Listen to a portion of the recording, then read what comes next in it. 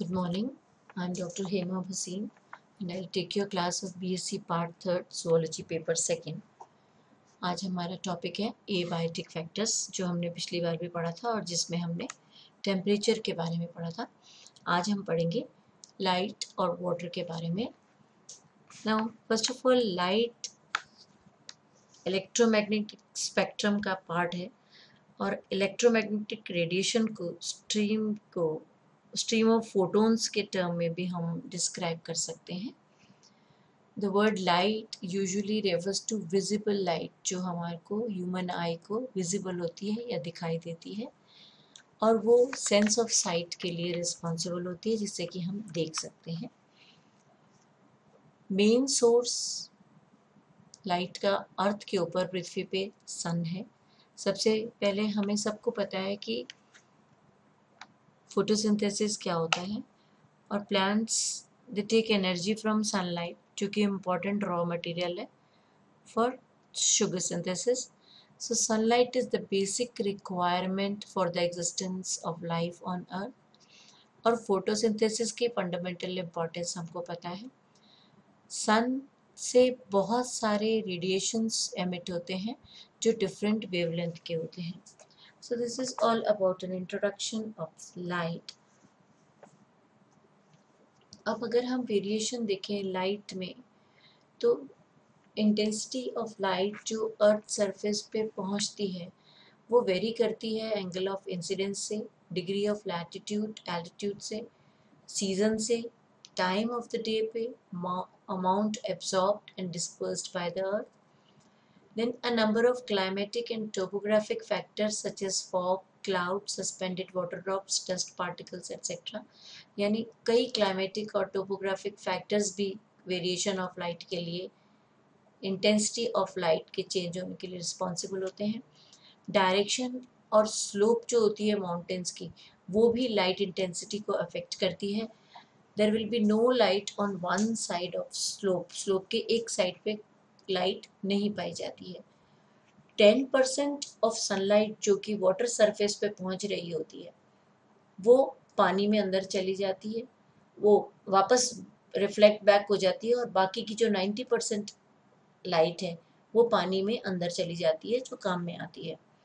So the phytoplankton, जू plankton और suspended organic और इनऑर्गेनिक पार्टिकल्स जो होते हैं वो या तो लाइट को रिफ्लेक्ट करते हैं या लाइट रेज को एब्जॉर्ब कर लेते हैं. अब इसी की तरह से अगर हम depending upon penetration of light देखें, एक्वेटिक हैबिटेट में देखें तो वहाँ पे लाइट के पेनिट्रेशन के हिसाब से हम ओशंस को 3 पार्ट्स में डिवाइड कर सकते हैं, यूफोटिक जोन, डिस्फोटिक जोन और एफोटिक जोन. ये देखिए ये ऊपर वाला यूफोटिक जोन है जो सबसे ऊपर दिखाई दे रहा है. यहाँ पे अप टू 50 मीटर्स डेप्थ तक लाइट डायरेक्ट इस पे पड़ती है. इसके नीचे आता है डिस्फोटिक जोन जो 80 टू 200 मीटर्स की डेप्थ होता है जो यूफोटिक जोन के नीचे आएगा. और ये सबसे नीचे वाला पार्ट होता है एफोटिक जोन जिसमें लाइट बहुत कम पेनिट्रेट कर पाती है. और यहाँ पे जो एनिमल्स होते हैं उनका और इनका दोनों का हैबिट्स डिफरेंट होती हैं बिकॉज ये जो अंदर एफोटिक जोन में एनिमल्स होंगे उनमें लाइट का पेनिट्रेशन बहुत कम होता है.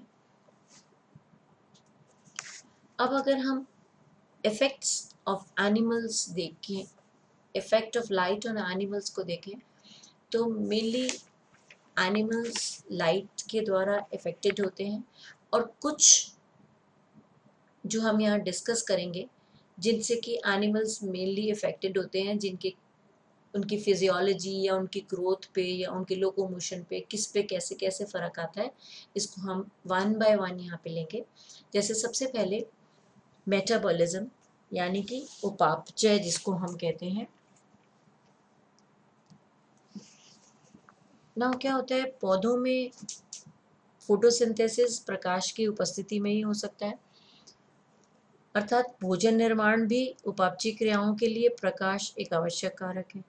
इसी प्रकार डिफरेंट एनिमल्स में एंजाइम्स की मेटाबॉलिज्म, सॉल्ट्स का डिसोल्यूशन या जिसको घुलनशीलता कहते हैं लवणों की, उस पर भी प्रकाश की तीव्रता का सीधा प्रभाव पड़ता है.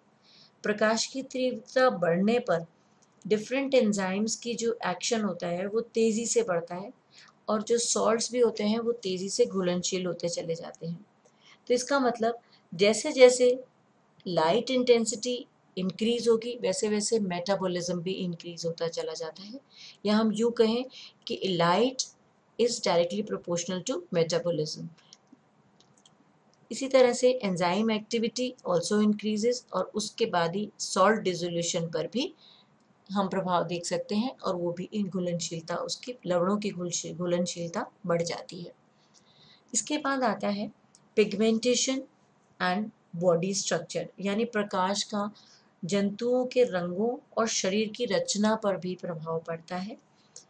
जैसे हम स्किन कलर और स्ट्रक्चर ऑफ आईज को देखें तो ये स्किन कलर को चेंज कर लेते हैं एनिमल्स, अपना स्किन कलर इसलिए चेंज कर देते हैं ताकि ये परभक्षियों से, प्रेडेटर से अपने आप को बचा सके। जैसे ये कैमिलियन है, ये तो अपना कलर इसलिए चेंज करता है क्योंकि ये किसी भी इन्वायरमेंट में अपने आप को फिट कर ले, इसलिए करता है। ऐसे ही हम गुफाओं में अगर केव्स में रहने वाले एनिमल्स को देखें तो ये केव्स में रहने वाले एनिमल्स, क्योंकि यहाँ पे प्रकाश अनुपस्थित होता है, एब्सेंट होती है, लाइट वहाँ पे नहीं पहुँच पाती है, इसलिए जो इनकी स्किन का कलर है वो कलरलेस होता है, यानी इनकी बॉडी कलरलेस होती है। ऐसे ही इनकी आंखें भी वेस्टिजियल रूप में ही पाई जाती हैं, निष्क्रिय होती हैं या अवशेष के रूप में देखी जा सकती हैं। एम्फीबियंस में और फिशेस में भी ये रंगों के बदलाव हम देख सकते हैं, और यहाँ पे भी हमें देखने को मिलता है कि इनका बॉडी स्ट्रक्चर, पिगमेंटेशन चेंज होता चला जाता है। ये देखिए जैसे एम्फीबियंस में हमने यहाँ देखा। कलर चेंज क्रस्टेशियंस में, इंसेक्ट्स में, सिफेलोपोड्स में, फिशेस में, एम्फीबियंस और रेप्टाइल्स में भी देखा जा सकता है, और आँखों की रचना पर भी विशेष प्रभाव पड़ता है। अब आते हैं हम ग्रोथ पर, यानी कि उनके विकास पे या प्रकाश का विकास पे और वृद्धि पे क्या प्रभाव पड़ता है। अगर हम सैल्मन लार्वा को लें, सैल्मन का लार्वा तेज लाइट में तेजी से ग्रो करता है, यानी वो बहुत तेजी से विकसित होते हैं, परंतु अगर अंधेरा हो जाता है या लाइट की इंटेंसिटी कम हो जाती है तो इनकी ग्रोथ भी रुक जाती है। ग्रोथ रुक जाने से इनकी मोर्टालिटी रेट बढ़ जाती है, यानी कि मृत्यु दर इनकी बढ़ जाती है। परंतु ऐसे ही जो माइटिलस होता है, माइटिलस में अपोजिट इफेक्ट होता है, उसका बिल्कुल उल्टा होता है। यहाँ पे तीव्र प्रकाश का विकास और वृद्धि पर विपरीत प्रभाव पड़ता है, यानी अगर लाइट की इंटेंसिटी कम होती है तो उनकी ग्रोथ कम हो जाती है, और इसलिए इनकी डेथ रेट इंक्रीज हो जाती है। अब आते हैं हम लोकोमोशन पे, यानी चलन पे, इसका गमन पे क्या प्रभाव पड़ता है। जो इफेक्ट होता है लाइट का लोकोमोशन पे उसको हम फोटोकाइनेसिस कहते हैं, और इन चलने की सभी क्रियाओं के प्रभाव को अगर हम देखें तो विशेषकर छोटे जंतुओं पे ये ज़्यादा क्लियरली दिखाई देता है।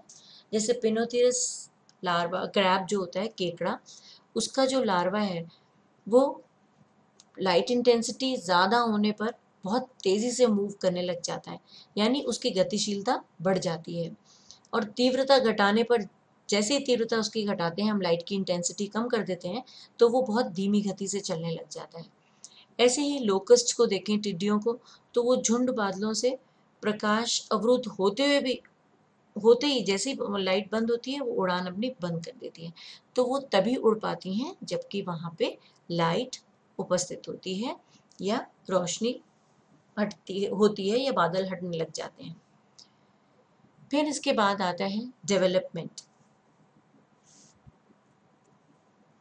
यानी कि एग्स पे अगर हम देखें इनके परिवर्धन पे क्या फ़र्क पड़ता है, तो प्रकाश से डायरेक्ट इसका कनेक्शन होता है लाइट का डेवलपमेंट पे। जैसे कि सैल्मन एग्स होते हैं वो अपने सामान्य परिवर्धन के लिए पर्याप्त प्रकाश के अभाव में उनका परिवर्धन असामान्य हो जाता है, यानी कि वो विदाउट लाइट डिवाइड करते हैं, और इनकी मृत्यु दर भी बढ़ जाती है। एग्स जो होते हैं वो they need light for the growth, but without light they will, salmon eggs will divide, that is salmon के डिंबकों को अपने सामान्य परिवर्धन के लिए पर्याप्त प्रकाश के अभाव में उनका परिवर्धन अब सामान्य हो जाता है और इनकी मृत्यु दर बढ़ जाती है। अब आते हैं नेक्स्ट हम विजन पे जाए, यानी कि दृष्टि पे। दृष्टि पे भी बहुत लाइट का इफेक्ट पड़ता है, और क्योंकि डायरेक्ट लाइट पड़ती है, फोटो इफेक्ट होता है। समुद्र की गहराइयों में, गुफाओं में रहने वाले जितने भी एनिमल्स होते हैं उनमें लाइट नहीं पहुंच पाती है, इसलिए उनके अंदर जो आईज होती हैं वो वेस्टिजियल होती हैं या लुप्त हो जाती हैं। और कुछ मछलियां हैं, क्रस्टेशियंस हैं, इनके फिशेस में, इनके जो आईज हैं फिशेस और क्रस्टेशियन के, उनके आईज में रॉड्स और कोन्स पाए जाते हैं। और ये जो रॉड्स और कोन्स होते हैं ये 500 से 700 मीटर डेप्थ तक देख सकते हैं, तो इनकी टेलीस्कोपिक आईज होती हैं। और ये इसी प्रकार से अगर हम उल्लू को देखें, आउल को देखें, लॉरिस को देखें, ऐसे कुछ स्थलीय प्राणी भी हैं जो बड़े और उभरे हुए नेत्र इनमें पाए जाते हैं। जैसे ये देखिए, आउल में हम देख रहे हैं, ये लॉरिस में दिखाई दे रहा है, तो इनकी प्रोजेक्टेड आइज होती हैं, बल्जिंग आइज होती है। बल्जिंग आइज से मतलब है कि ये उभरी हुई बाहर को होती हैं और ये रात को आसानी से देख पाते हैं। इसके बाद आता है फोटो पीरियोडिसिटी। फोटो पीरियोडिसिटी का मतलब है फिजिकल रिदम्स। फोटो का मतलब होता है लाइट, और पीरियोडिसिटी का मतलब है टाइम पीरियड, यानी कि किसी भी biological response to a change in the proportion of light is known as photoperiodicity. इसका मतलब जितनी भी रिदम हैं वो प्रकाश से संबंधित होती हैं, और प्रकाश और अंधेरे की जो डेली रिदम्स होती हैं वो पानी में और टेरेस्ट्रियल जो प्लांट्स हैं उनकी जो एक्शन है उनको भी नियंत्रित करती हैं। ऐसे ही length of the day also controls the different actions, that is कई क्रियाओं को नियंत्रित करता है। और डेली रूटीन में इन सब में फोटो पीरियोडिसिटी हमें देखने को मिल सकती है। जैसे कि अगर हम बर्ड्स की बात करें या स्तनधारियों की बात करें तो उसमें जनन चक्र है, माइग्रेशन है, उनके विंग्स में परिवर्तन होना, उनके बालों में परिवर्तन होना, ये सब के सब चीज़ें, सब क्वालिटीज़ फोटोपीरियडिज्म दिखाती हैं या डे पीरियड और लेंथ ऑफ द डे पे डिपेंडेंट होती हैं। इसके अलावा भी लाइट के कुछ इफ़ेक्ट्स होते हैं जो हमने यहाँ पढ़े, उसको हम जनरल एक आइडिया देखें तो यूवी रेज जो होती हैं वो डीएनए के म्यूटेशन के लिए रिस्पॉन्सिबल होती हैं। सोयाबीन शॉर्ट डे लेंथ दिखाता है कम लाइट में। रेडिश को देखें अगर तो लॉन्ग डे लेंथ होती है, बहुत कम लाइट में भी देखने को मिलती है। सो ये थोड़े से एग्जाम्पल्स हैं जो हम बात करते हैं फोटोट्रॉपिज्म और फोटोटैक्सिस की। फोटोट्रॉपिज्म का मतलब होता है जब खाली एक पार्ट मूव करता है, और फोटोटैक्सिस का मतलब होता है कि पूरा ऑर्गेनिज्म ही किसी लाइट के रिस्पॉन्स में मूव करने लग जाता है। तो phototropism is the one in which only a part of an organism moves. और पॉलिप्स जो होते हैं सीलेंट्रेट के और ट्यूबिकुलस वर्म्स, इनमें फोटोट्रॉपिज्म देखने को मिलता है। ऐसे ही जो फोटोटैक्सिस होता है वो यूनिसेलुलर एल्गी और फ्रूट फ्लाइज में देखने को मिलता है। लाइट में पॉजिटिव टैक्सिस होता है ज़्यादा लाइट होने पे और लाइट की तरफ होने पे, और जब लाइट के दूर जाते हैं लाइट से तो इनमें नेगेटिव टैक्सिस पाया जाता है, मतलब उनका ऑर्गेनिज्म का रिस्पॉन्स मूव करने का कम होता है, नेगेटिव होता है। अब आते हैं हम इसके बाद वाटर पे। ना वाटर को देखें तो हमें पता है कि हम पृथ्वी का लगभग 71% भाग जो है वो जल से ढका हुआ होता है, और प्लांट्स और एनिमल्स के लिए ये बहुत ही इम्पॉर्टेंट बायोलॉजिकल नेसेसिटी है। 70 to 90% ऑफ प्रोटोप्लाज्म भी पानी का ही बना होता है, और ओशन में 96.5% ऑफ अर्थ वाटर पाया जाता है।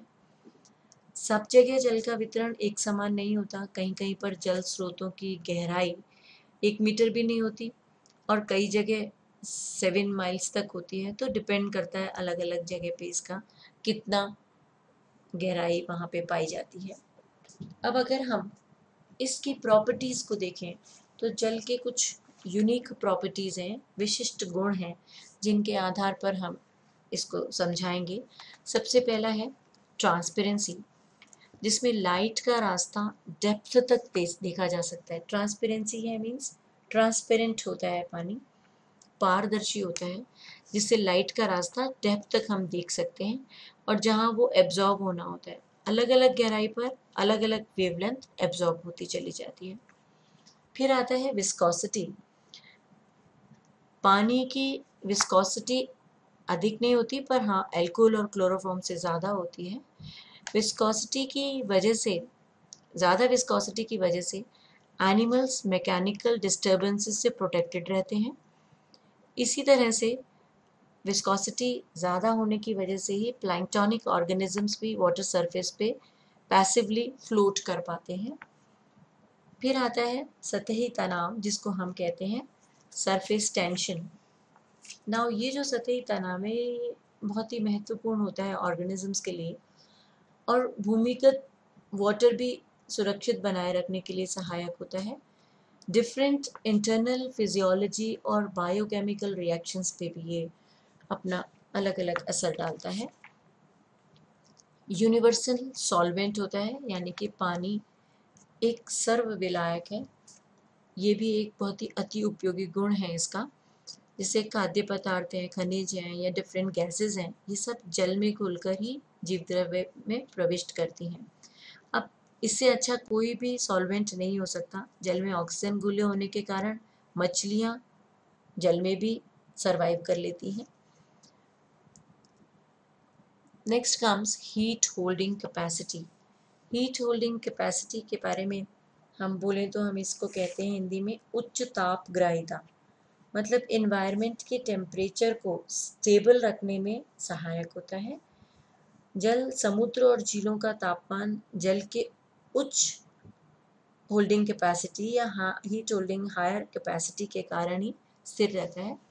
इसी प्रकार से हमारे शरीर का टेम्परेचर भी स्थिर होना जल के मुख्यतः इसी गुण के कारण होता है, because of this. And then now comes salinity.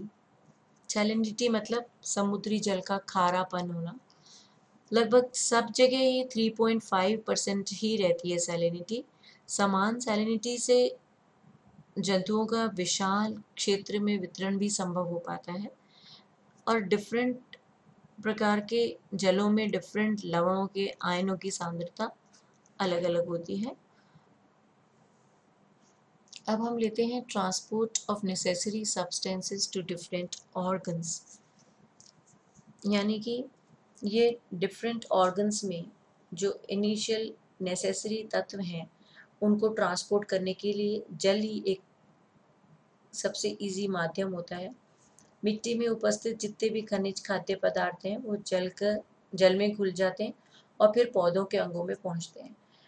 ऐसे ही एनवायरनमेंट में जितने भी इकोसिस्टम में एबायोटिक पदार्थ हैं उनके जैविक भाग में जल में घुलकर ही विलयन के रूप में प्रवेश करते हैं।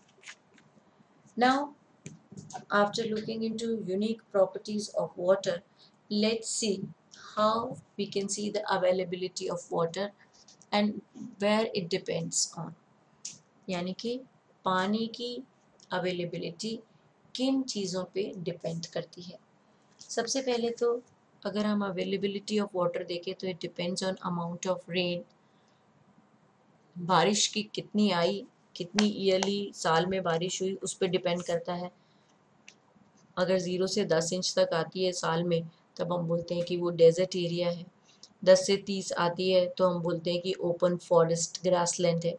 ऐसे ही 30 इंच से 50 इंच तक अगर साल में सालाना बारिश हो जाती है तो हम कहते हैं कि बिल्कुल ड्राई फॉरेस्ट है। और 50% या ओ सॉरी 50 इंच या उससे ज़्यादा रेनफॉल होती है साल में, तो हम कहते हैं कि उसके वेट फॉरेस्ट का एरिया है ये। तो ये डिपेंड करता है कि अमाउंट ऑफ रेन वहाँ पे कैसी हुई, और अमाउंट ऑफ रेन के साथ ही कनेक्टेड होती है ह्यूमिडिटी, यानी कि वहाँ पे जो भी एरिया है उसमें आर्द्रता कैसी है। और सॉइल टाइप, सॉइल के बारे में भी हम नेक्स्ट क्लास में पढ़ेंगे। वहाँ पे कैसी सॉइल टाइप है उसके ऊपर डिपेंड करता है कि वहाँ पे पानी की अवेलेबिलिटी होगी कि नहीं होगी। Water retaining capacity of soil, यानी कि सॉइल की एक क्वालिटी होती है कि वाटर को वो रिटेन कर लेते हैं। तो वो कितना रिटेन कर पाते हैं उस पर डिपेंड करता है कि वो कितना पानी को अपने अंदर रिटेन कर पाते हैं, उस पर डिपेंड करता है कि वहाँ पे पानी की कितनी अमाउंट प्रेजेंट है या अवेलेबल है। इसके बाद आता है फ्रीजिंग पॉइंट ऑफ सी, जो कि -1.9 डिग्री सेंटीग्रेड होता है, और 4 डिग्री सेंटीग्रेड पे पानी हैवी हो जाता है। जो अपर लेयर होती है उसको हम आइसबर्ग कहते हैं, और जो लोअर लेयर होती है उसको हम वाटर कहते हैं। इसीलिए फिशेस जो होती हैं वहाँ पे सरवाइव कर पाती हैं। फिर आता है हीट कंडक्शन। जैसे हीट होल्डिंग कैपेसिटी ज़्यादा होती है तो एटमॉस्फेरिक टेम्परेचर की मेंटेनेंस ठीक रहती है, मतलब increase high holding capacity maintains atmospheric temperature, जिसकी वजह से हीट कंडक्शन देखा जा सकता है। इसके अलावा जल के और भी प्रभाव हैं। हम अगर और ऑर्गेनिजम्स को देखें तो वो कई तरह से इस पर इफ़ेक्ट डालते हैं। जो डेजर्ट एरिया में पानी की कमी होती है तो वहाँ पे वाटर कंजर्वेशन के लिए और कई सारे अडेप्टशंस पाए जाते हैं, और उन अडेप्टशंस को हम बोलते हैं डेजर्ट अडेप्टशंस। ऐसे ही एनिमल्स का भौगोलिक वितरण भी जल से प्रभावित होता है। कुछ टेरेस्ट्रियल एनिमल्स होते हैं जो सफिशिएंट अमाउंट ऑफ वाटर में ही प्रजनन करते हैं, ग्रो करते हैं या वृद्धि करते हैं। ऐसे ही मेंढक जैसी प्राणी का प्रजनन वर्षा पर ही निर्भर करता है। तो हम देखते हैं कि सारी चीज़ें इन सब पे डिपेंडेंट है, पानी कितना होगा। पर एक कोट है बहुत अच्छा सा जिसके बारे में हमने कहीं भी किताबों में भी नहीं पढ़ा, कि लाइफ डिपेंड्स ऑन वाटर, मतलब हमारी लाइफ पानी पे डिपेंड रहती है, और पानी की अवेलेबिलिटी हम पे डिपेंडेंट है।